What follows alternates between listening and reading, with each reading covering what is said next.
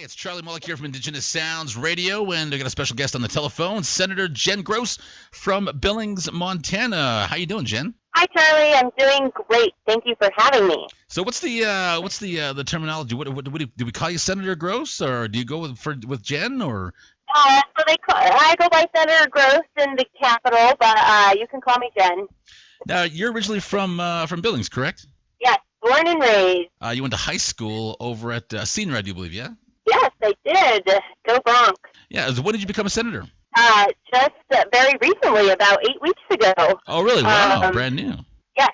Didn't really plan to be here. Actually, I was a replacement candidate at the 11th hour. A long-time, well-respected legislator was appointed to the county commission in Yellowstone County, and I stepped in to run at 82 days. Oh. So, yeah. Now, what led you into politics in general? Because I met you recently downtown, but as far as getting to politics, what made you want to get into it?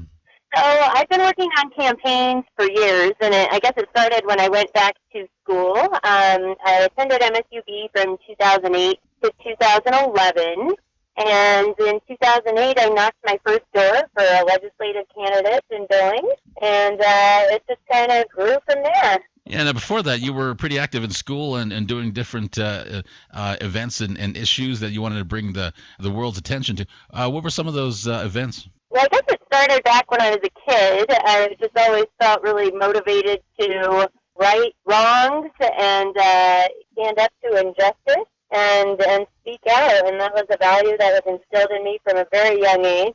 I think my first campaign was back when I was 8 years old. I heard that Burger King was cutting down the rainforest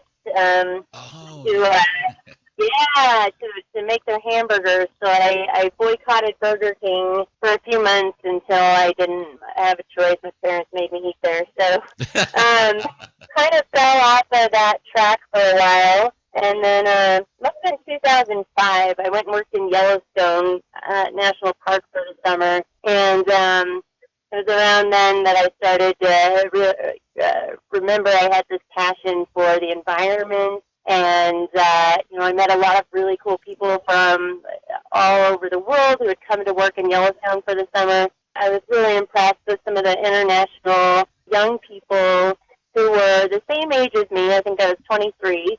And they spoke 7 or 8 languages. I remember one gal was a year away from becoming a doctor.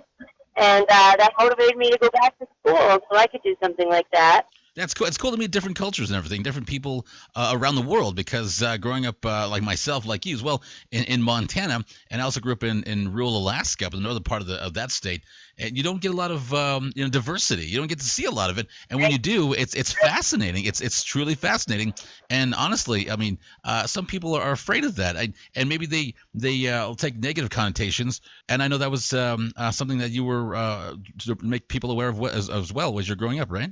Right, definitely. And, I grew up in Billings, so, we have a significant Native population in Billings, so I've been around folks my whole life, and I've witnessed a lot of discrimination, a lot of, I will just say it, racism. Oh, yeah. And, I was always taught, you don't stand by and let that happen.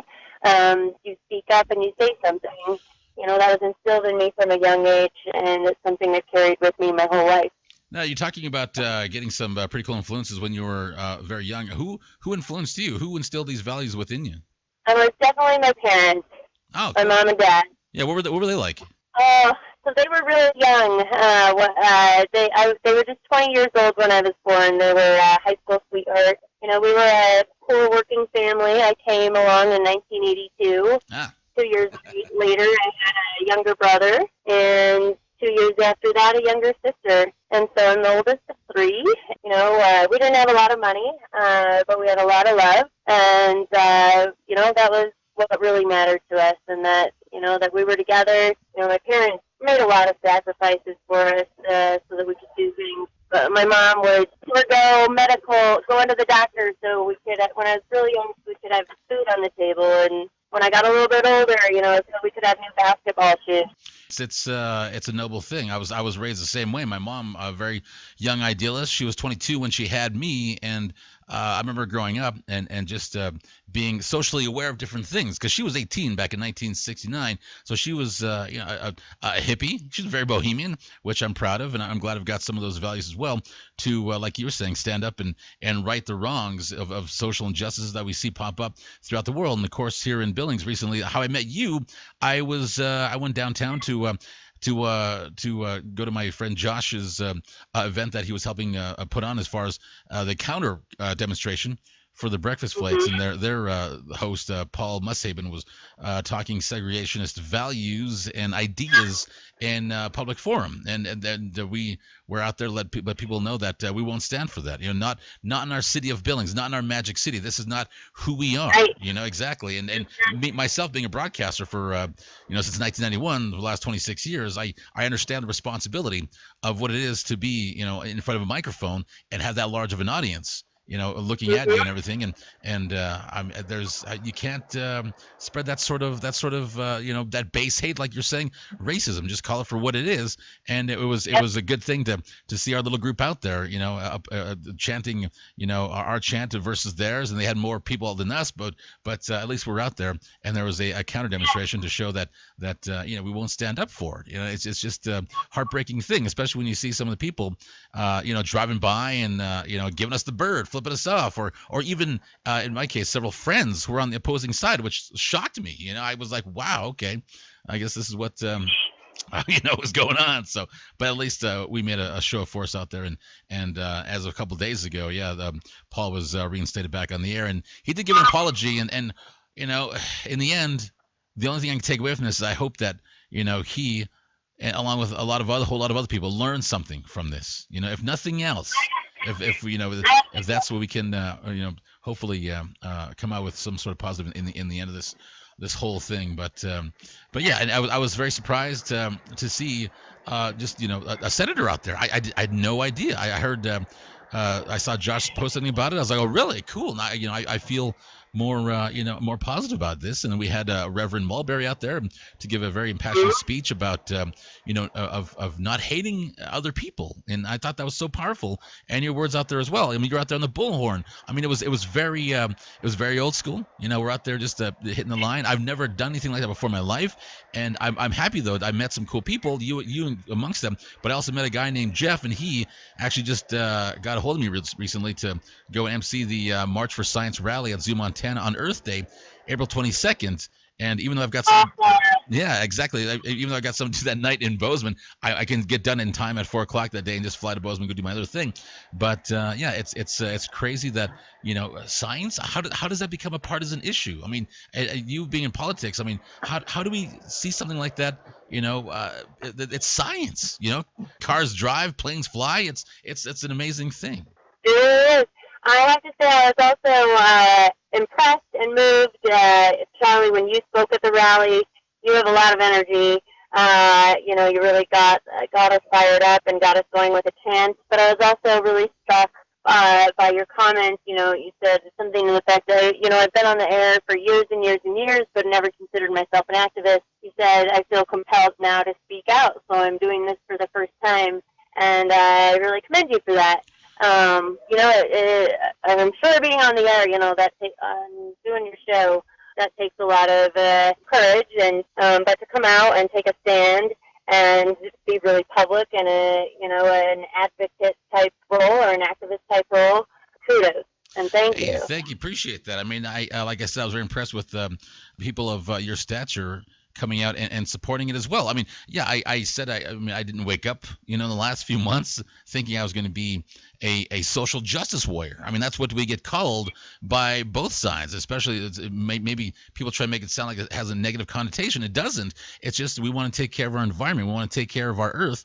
And I was reading actually a story about you, speaking of Mother Earth, and I've never heard this term before, ecofeminism. What is that, the marriage of two different type of things? Yeah, so an ecofeminist is a person who believes in, the basic tenets of feminism, which are, women are equal to men.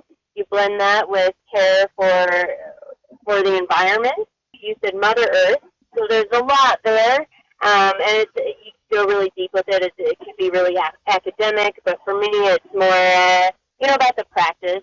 and how we live our lives and the values that we hold, and are we living in a way that's consistent with our values? I think there's a lot of similarities there, and I think there's a common vein in most social justice movements. Right. Yeah, most definitely. I mean, I was very taken with your quote in that newspaper article I was reading about feminism and also Earth and the environment. It has a quote underlying an underlying attitude of domination, unquote, of both of those. And I thought teaming up the two was nothing short of genius and very inspiring.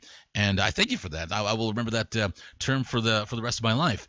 Now, more immediately, we're also talking about Senate Bill 319. Is that what it's called? Yeah, Senate Bill 319, an act that would allow an individual, which we actually define as a human being, not a corporation, allowing individuals to wear tribal regalia or objects of cultural significance at public events.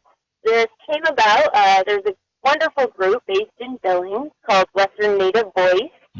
They advocate and empower Native communities around a lot of social justice issues, and they focus a lot on, voting rights and the importance of making your voice heard. Right, exactly. And so one thing they did this past, I think after the election, they held a series of community meetings all across the state in the major cities and in reservation communities, and went to the people and said, what do you care about? What can we do? What do we need to push the needle forward on? And one issue that emerged over and over again, and this came from young people, students, their parents, school administrators, teachers, have witnessed and are dealing with high school graduation, where, a very significant moment in a young person's life. Oh, very much so, yes. For Native students and Native youth, and this was said in some of the hearings and the testimony in the legislature. A lot of Native youth, there are so many barriers, and many don't make it through our institutional systems. So to graduate from high school is a big deal. On that day, you should be able to celebrate, express your pride and where you came from. And for Native youth, they want to beat their cap. Have the family colors or the family name. Right, and exactly. It might seem like it's kind of a small thing, but it's a big deal. No, it is. Yeah, because when you're turning 18, you're also turning into adults. I mean, you're going into adults. You're going forth into the world, and when you graduate, anybody around you, teachers, principals, and any sort of counselors, your parents, they all want you to go, best prepared. And that's why I always treasured listening to valedictorian speeches. And to see what somebody has learned, and to talk to their fellow their peers about it, and yes, very much so. My mom was a teacher for many years until about 4 years ago she retired, and she was a great teacher, and of course she does beadwork as well, and she's beaded many caps before, on reservation schools where they will let you wear them, of course, but she's also had that disappointment of it's like, well, Auntie, they told me that we weren't able to wear these, or I have to wear a robe over my dress, and my buckskin dress, that sort of thing, which is heartbreaking. I mean, it's a great show of culture, a great show of pride, and it also inspires other younger youth who are out there watching. My mom was the first one to go to college in our family, and then her sisters followed, and my grandma even followed suit as well. And it was a great thing to see, because it just sort of it inspires other people, and it's infectious. Yeah, we heard stories. Senator Frank Smith from the Fort Peck area told a really moving story on the Senate floor, and again in the committee hearing yesterday. His granddaughter, a couple of years ago, and two of her friends had their caps beaded. They were at Polson High School, and they're getting ready to march. And the principal pulls them aside and says, "You need to remove those beads from your cap." And his granddaughter, her mother had spent hours beading her cap, and it was beautiful. And then the principal said, "You need to remove those beads, or you're not allowed to walk." And she and her two friends were devastated. They were in tears. Her mother was frantically trying to remove the beads. And, that it turns a day of celebration into a day of devastation. that's the one thing they're going to remember about that day. Yeah, that's going to mark. That's good. I mean, that should be something a great celebration of accomplishment, but it's going to be forever marred by trying to undo these threads and breaking these beads off, which is I've never heard anything like that before. I just thought maybe they'd get a different cap or something, but yeah, that's I don't know. That's just a power trip, and that's harsh, and this should not be a child's memory. It's sort of liken it to when boarding schools were popping up, back in the day, and Native kids were being taken into them and their hair cut and being forced not to speak their own language, which is just exactly assimilation and just destroying of culture. I mean, like, who would want to go through that? I mean, if you you're maybe say you're a Christian, you go to church, like, no, you can't go to church. I mean that's just an appalling thing, and I commend you for helping push the issues forward for Natives and for other people of different nationalities, and just opening your eyes to what they have to offer. And I know you're also in charge of decorum during was it the Senate you were in charge of that? Yeah. So we have a thing called decorum, and so rules that we have to follow in the Senate, and I've come to appreciate those in a lot of ways, because it helps keep debate respectful, and exactly. And I appreciate that about the Montana Senate. So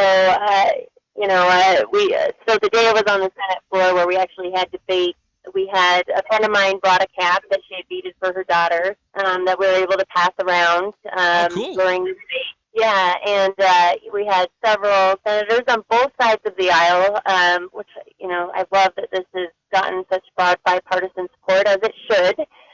But we had so Frank Smith stood up, and there had been some talk going around that, people might be showing up to graduation in a full headdress, which, I don't, if that's what a student wants to do, they should be able to do that too. But Frank Smith explained, at least for his tribe, you receive a feather when you have achieved something, and so often students get their first feather when they graduate.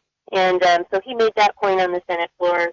Oh, good. We had Senator Jason Small, who represents, he is both Crow and Northern Cheyenne and represents that area in eastern Montana, stood up and talked about the students in his district, about 1,000 students that this would impact and how much it would mean to them.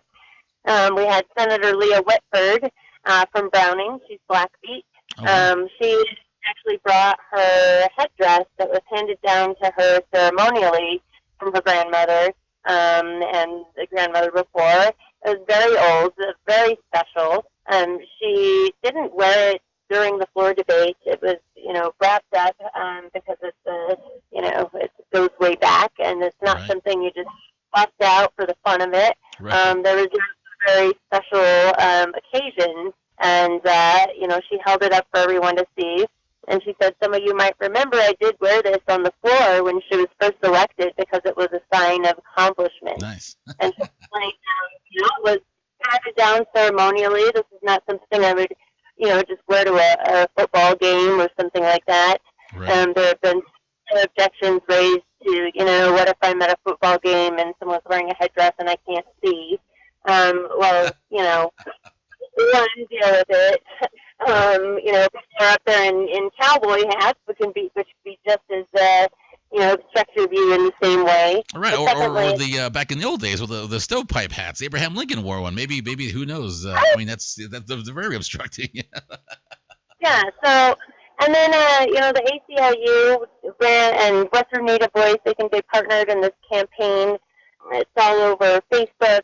My Culture is Not a Distraction. They had folks do short little video clips that they sent in, and that my name is, and that I'm Blackfeet, where I'm a member of the Crow tribe, and that my culture is not a distraction. Right. I thought that was a beautiful and brilliant campaign, and it was young people just sharing that, and I think it's a point well made. We did hear opposition.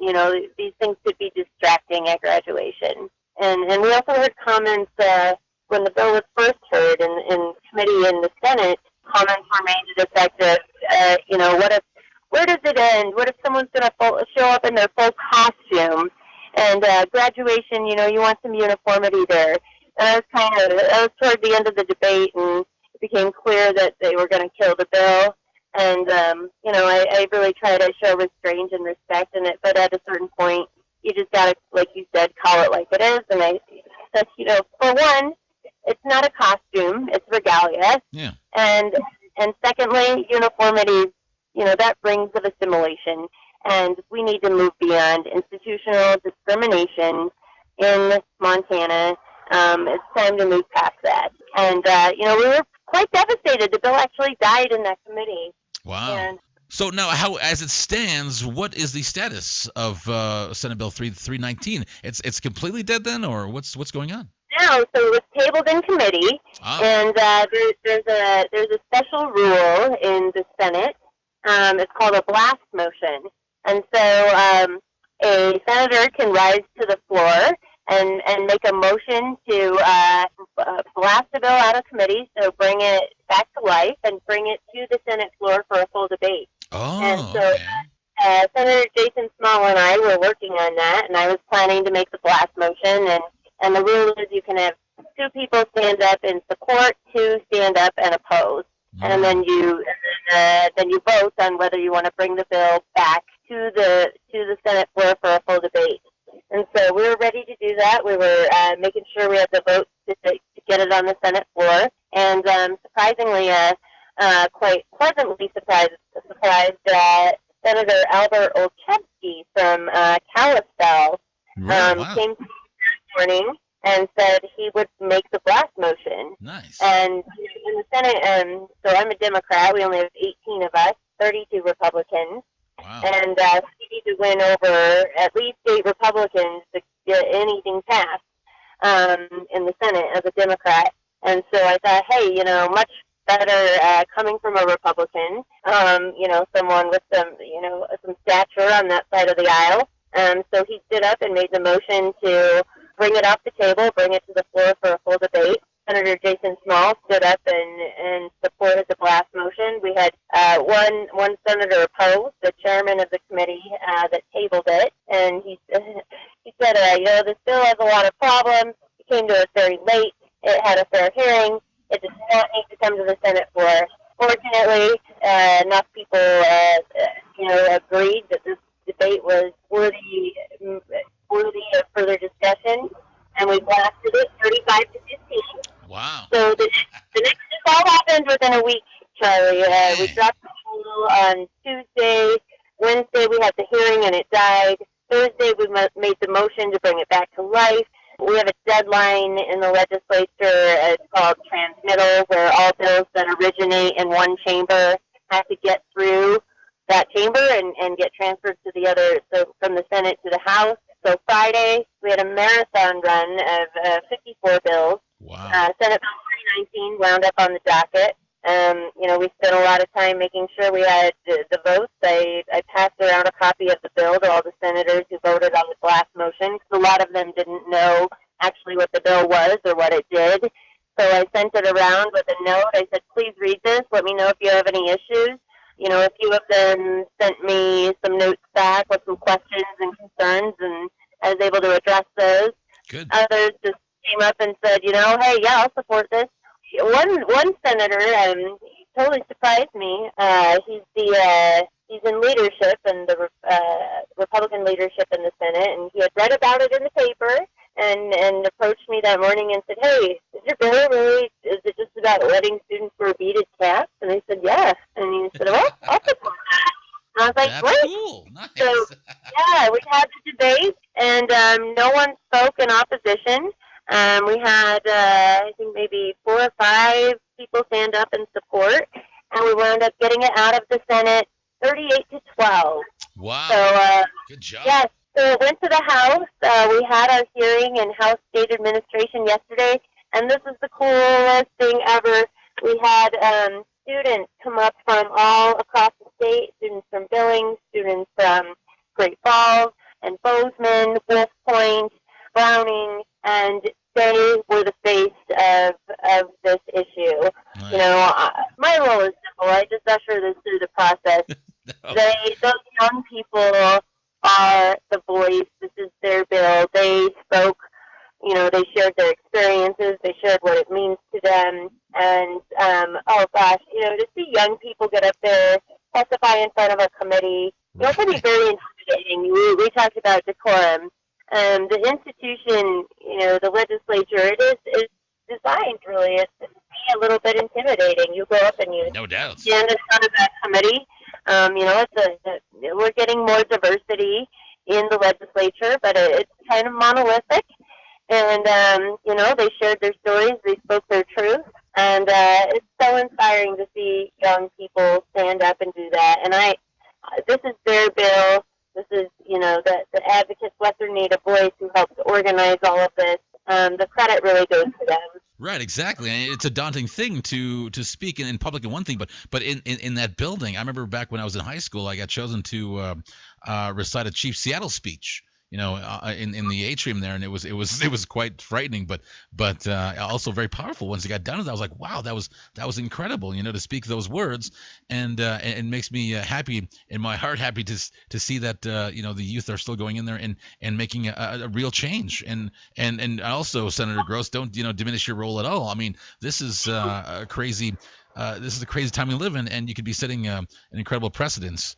If this passes and becomes a law, where you can actually wear beaded caps at graduation, that's a huge thing for not just Indian country, but just humanity in general, and I applaud that. Yeah. Well, I'm it's my honor, it's my great honor to have this opportunity. We're not going to stop fighting. We're not going to just lay down and let this thing, be the norm. We're not going to let it prevail. Basically, that's what in the end. That's what my my motto, my manifest, I guess, would be. Love it. Yeah. Just keep love strong and celebrate diversity and see what everybody has to offer and what everybody has to bring to the table. And personally, we were talking about science earlier, and I was thinking about there's science fiction. I'm a big fan of science fiction, but at the same time, I don't want science fiction to be like people denying scientific facts out there. And I was thinking of movies I watched growing up, like Star Wars, E.T., things like that of that nature. Then I started thinking of my own script, what if us as humans, we're only using 10% of our brains as we go on and we develop and we evolve, we get greater capacity than we realize, how stupid hate is, how stupid segregation is, and just and celebrating each other, where we're just one nation, I guess, looking at it around the world, and we'll be able to look back and look at current times that we're right now, like how we look at cavemen, man, it was so barbaric, it was so insane. So that was my script idea, but at the same time, it's kind of also a hope as well, I mean, that's just this one guy looking at it into the future and hopefully and hoping and dreaming and also doing different things I can help out to help spread the love, in my time anyway, before I'm gone off this earth. And I know you're very much doing that, tenfold, and I appreciate that. And it can be almost considered your job, but any job that people love has to have some passion behind it, and you very much have that, Senator Gross. And and I appreciate that love, and I hope you keep the fire inside of you and keep the fight going. Thank you. Yeah, I'm not laying down either. We gotta march forward. We gotta do everything we can. We're here for a limited time, and I want to make every second count. All right. Thank you, Senator Gross, and we will talk to you sometime very soon. Yes. Thank you, Charlie. Hey, it's Charlie.